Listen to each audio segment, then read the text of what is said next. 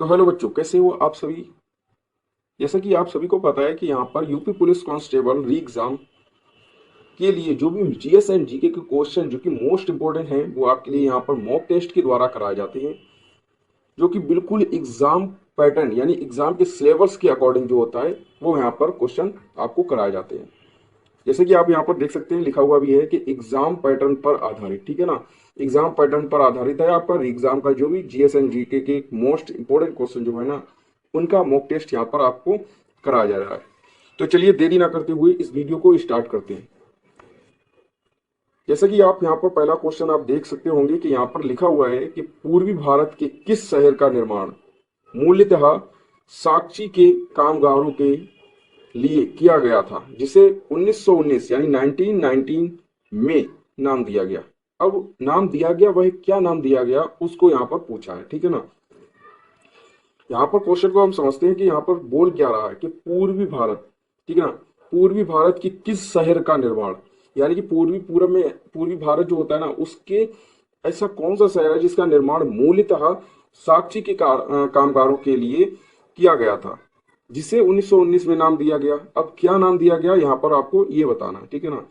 तो देखिए, जो भी साक्षी के कामगारों के लिए किया गया था ना, उसको जो 2000 जो सॉरी 1919 में नाम दिया गया वह जमशेदपुर है। क्या है? जमशेदपुर है। आपका ऑप्शन नंबर बी बिल्कुल सही हो जाएगा, ठीक है ना। आपका ऑप्शन नंबर बी बिल्कुल सही हो जाएगा, जमशेदपुर। यहाँ पर अगर आपसे ये पूछा जाए कि पूर्वी भारत के किस शहर का निर्माण मूलतः साक्षी के कामगारों के लिए किया गया था, जिसे 1919 में नाम दिया गया, क्या नाम दिया गया भाई? तो जमशेदपुर नाम दिया गया, ठीक है ना। चलिए अगले क्वेश्चन की ओर बढ़ते हैं। यहाँ पर अगला क्वेश्चन आप देख सकते हैं, यहाँ पर लिखा है बोकारो स्टील लिमिटेड किसकी मदद से स्थापित हुआ। जो कि बोकारो स्टील लिमिटेड है ना, बोकारो स्टील लिमिटेड किसकी मदद से स्थापित हुआ।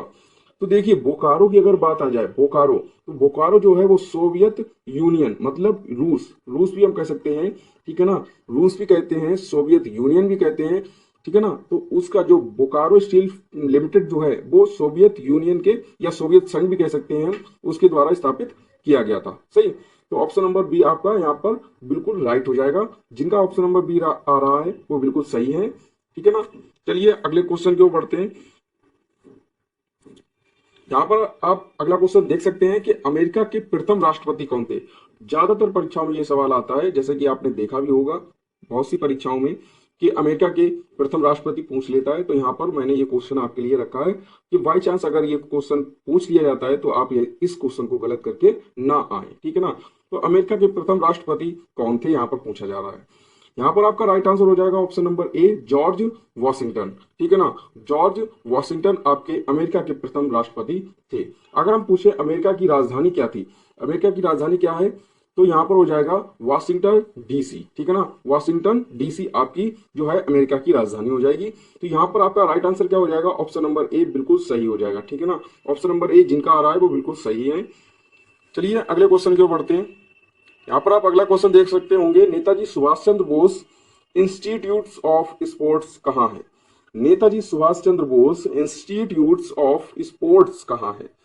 तो ये जो है वो कोलकाता में बनाया गया। कहाँ पे बनाया गया? कोलकाता में। ऑप्शन नंबर बी आपका बिल्कुल सही हो जाएगा। जिनका ऑप्शन नंबर बी आ रहा है वो बिल्कुल सही है। चलिए अगले क्वेश्चन की ओर बढ़ते हैं।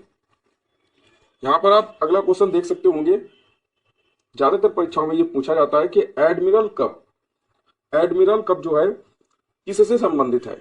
कपों के बारे में जो होते हैं वो क्वेश्चन आते हैं। अगर आपको जो कप के बारे में जो भी खेल से रिलेटेड कप होते हैं, ट्रॉफी होती हैं, उनको अगर आपने नहीं पढ़ा है तो आप हमें कमेंट में बताइए। मैं उसके लिए भी आपके लिए एक प्रॉपर वीडियो लेकर आऊंगा जिसमें आप कप और ट्रॉफी के बारे में भी जान पाएंगे। तो यहाँ पर पूछा क्या गया है कि एडमिरल कप जो है वो किससे संबंधित है, ठीक है ना। एडमिरल कप जो है वो किससे संबंधित है, तो मैं यहाँ पर आपको बता दूं कि एडमिरल जो कप है ना वो नौकायन नौकायन प्रतियोगिता से जो है संबंधित है, नौकायन प्रतियोगिता से संबंधित है। ऑप्शन नंबर आपका यहाँ पर क्या हो जाएगा?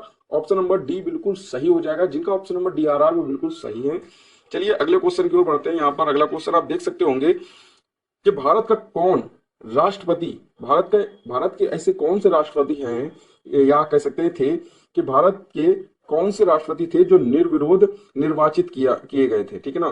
भारत का कौन राष्ट्रपति निर्विरोध निर्वाचित किया गया, यहाँ पर पूछा जा रहा है, ठीक है ना। ज्यादातर पूछा जाता है, आपने देखा भी होगा कि निर्विरोध पूछता भी है, ठीक है। भारत का कौन राष्ट्रपति निर्विरोध निर्वाचित किया गया, तो यहाँ पर आपका राइट आंसर क्या हो जाएगा, यहाँ पर आपका राइट आंसर हो जाएगा option number D, N Sanjiva Reddy. N Sanjiva Reddy जो है वो निर्विरोध राष्ट्रपति निर्वाचित किए गए थे, ठीक है ना।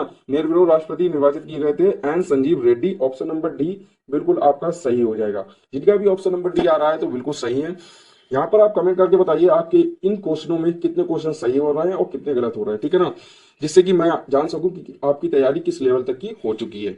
चलिए अगले क्वेश्चन की ओर बढ़ते हैं। यहाँ पर अगला क्वेश्चन आप देख सकते होंगे, आवश्यकता विहीनता सिद्धांत के प्रतिपादक, आवश्यकता विहीनता सिद्धांत के प्रतिपादक अर्थशास्त्री हैं। मतलब ये जो सिद्धांत है ना, आवश्यकता विहीनता, आवश्यकता विहीनता सिद्धांत के प्रतिपादक अर्थशास्त्री कौन है, ये आपसे पूछा है। तो यहाँ पर क्या हो जाएगा, यहाँ पर आपका राइट आंसर क्या हो जाएगा, कमेंट में बताइए।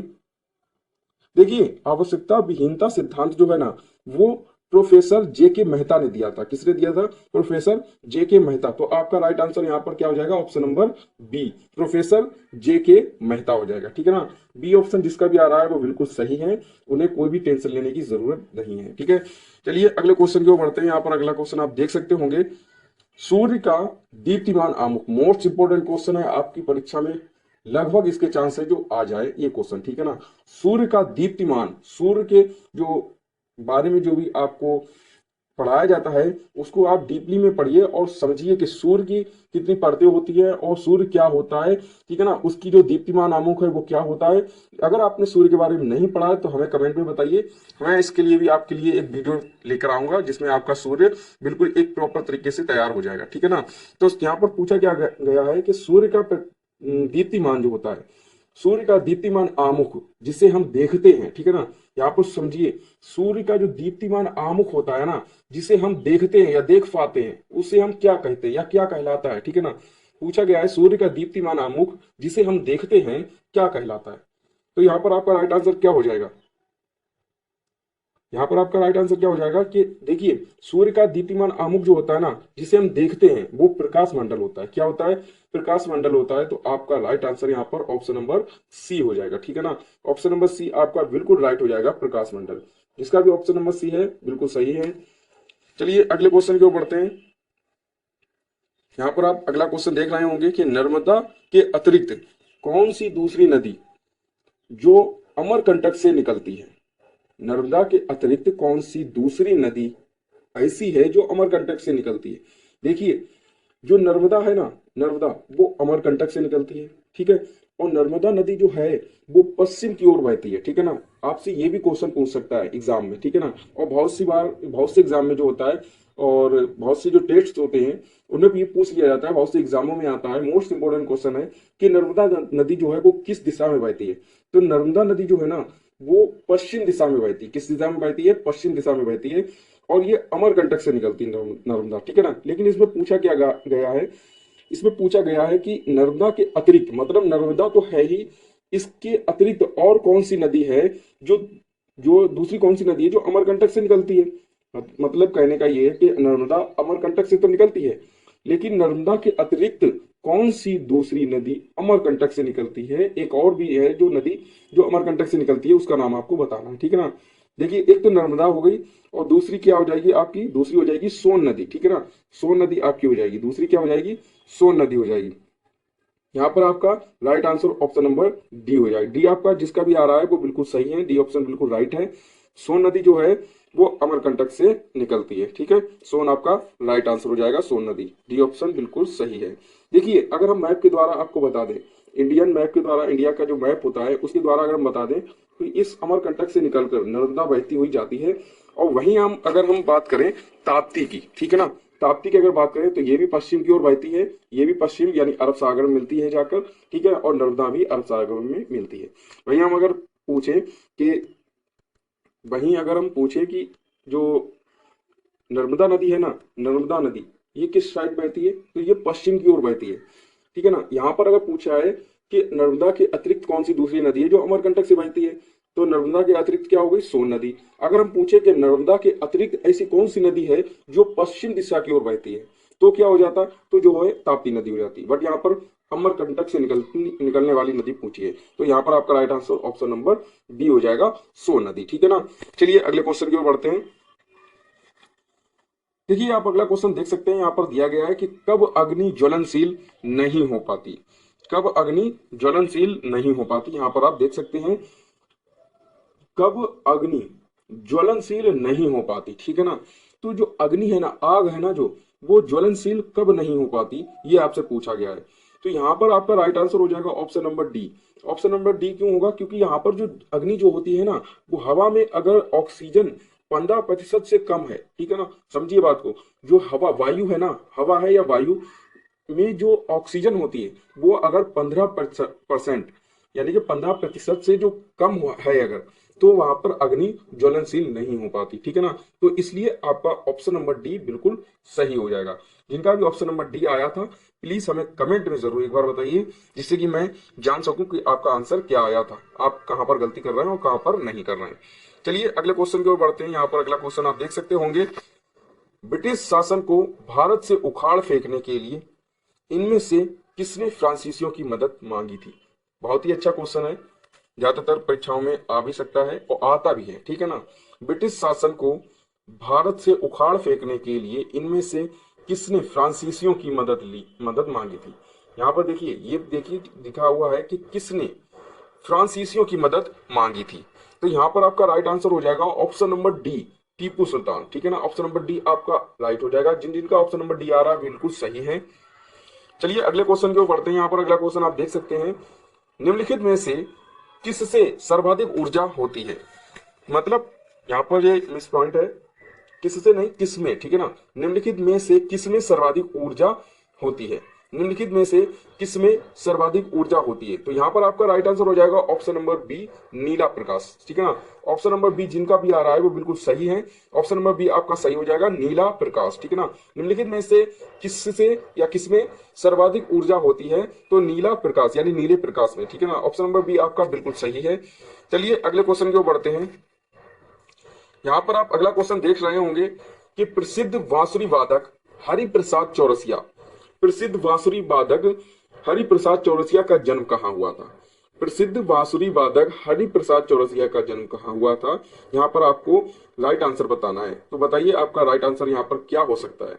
देखिए जो प्रसिद्ध बांसुरी वादक हरिप्रसाद चौरसिया जी है ना, उनका जन्म जो है वो इलाहाबाद में हुआ था। कहाँ हुआ था, इलाहाबाद में हुआ था। और इलाहाबाद में कहाँ पर, तो लोकनाथ इलाहाबाद। ठीक है ना। लोकनाथ इलाहाबाद में इनका जो है वो जन्म हुआ था। ठीक है ना। इलाहाबाद के लोकनाथ में हुआ था। तो यहाँ पर आपका ऑप्शन नंबर सी आ जाएगा। ठीक है, बिल्कुल सही हो जाएगा। कभी कभी ये भी पूछ लेता है कि हरिप्रसाद चौरसिया किससे संबंधित हैं, तो बांसुरी वादक थे। ठीक है ना। ये एक प्रसिद्ध बांसुरी वादक हैं। ठीक है ना। हरिप्रसाद चौरसिया कौन है, तो एक प्रसिद्ध बांसुरी वादक है। और इनका जन्म कहाँ हुआ था, तो लोकनाथ इलाहाबाद में हुआ था। ऑप्शन नंबर सी बिल्कुल सही हो जाएगा। चलिए अगले क्वेश्चन की ओर बढ़ते हैं। यहाँ पर आप अगला क्वेश्चन देख सकते होंगे, बधाई कौन सी विधा है, बधाई कौन सी विधा है। ठीक है ना। यहाँ पर आपका राइट आंसर क्या हो जाएगा, कमेंट में हमें एक बार जरूर बताइए। देखिए बधाई जो है ना, वो बुंदेलखंड का एक संगीत है। ठीक है ना। बुंदेलखंड का लोक संगीत भी हम कहते हैं, और बुंदेलखंड का लोक संगीत है। ठीक है ना। ऑप्शन नंबर ए जिनका भी आ रहा है बिल्कुल सही है। बधाई जो है ना, वो बुंदेलखंड का लोक संगीत है। ठीक है ना। ऑप्शन नंबर ए आपका बिल्कुल सही होगा। चलिए अगले क्वेश्चन की ओर बढ़ते हैं। पूर्ति अपनी मांग का सृजन स्वयं करती है, पूर्ति अपनी मांग का सृजन स्वयं करती है, यह किसका कथन है। ठीक है ना। यह किसका कथन है, यह आपसे पूछा गया है। देखिए पूर्ति अपनी मांग का सृजन स्वयं करती है, ये कथन है, और ये किसका कथन है, ये आपसे पूछा गया है। तो ये जो है वो जेबी जो है, जेबी जो थे उनका कथन था। तो यहाँ पर आपका राइट आंसर हो जाएगा ऑप्शन नंबर डी, जेबी से। ठीक है ना। ऑप्शन नंबर डी आपका बिल्कुल सही हो जाएगा। चलिए अगले क्वेश्चन की ओर बढ़ते हैं। ठीक है, आपकी यहीं तक क्लास रहती है। अगर आपको ये क्लास अच्छी लगी हो तो प्लीज हमारे चैनल को सब्सक्राइब भी कीजिए। अगर आप नए हैं तो हमारे चैनल को सब्सक्राइब कीजिए और इस वीडियो को लाइक जरूर कीजिए। ठीक है ना। और आपने इस क्लास में कितने क्वेश्चंस अटेम्प्ट किए, कितने आपके सही हुए हैं, हमें कमेंट में जरूर बताइए, ठीक है ना, जिससे कि हम आपकी जो स्टडी है वो जान सकें कि कितनी आपकी स्टडी है और कितनी आपकी नहीं, ठीक है ना। तो यहाँ पर आप हमें कमेंट में बता सकते हैं, और कोई भी आपको डाउट हो इस क्लास में तो वो भी हमें कमेंट में आप बता सकते हैं, जिससे कि मैं उस डाउट को अगली वीडियो में क्लियर कर सकूं। जैसे कि हमारी एक प्लेलिस्ट है डाउट क्लास, उसमें मैं डालता हूं, ठीक है ना। जिसका भी डाउट होता है उसको मैं वहां पर क्लियर करता हूं। जैसे कि आपका कोई भी इस वीडियो में डाउट हो तो हमें कमेंट में जरूर बताइए, मैं उसके ऊपर एक प्रॉपर वीडियो बनाऊंगा जिससे कि आपका डाउट बिल्कुल क्लियर हो जाएगा। चलिए यहीं तक वीडियो रखते हैं, टेक केयर।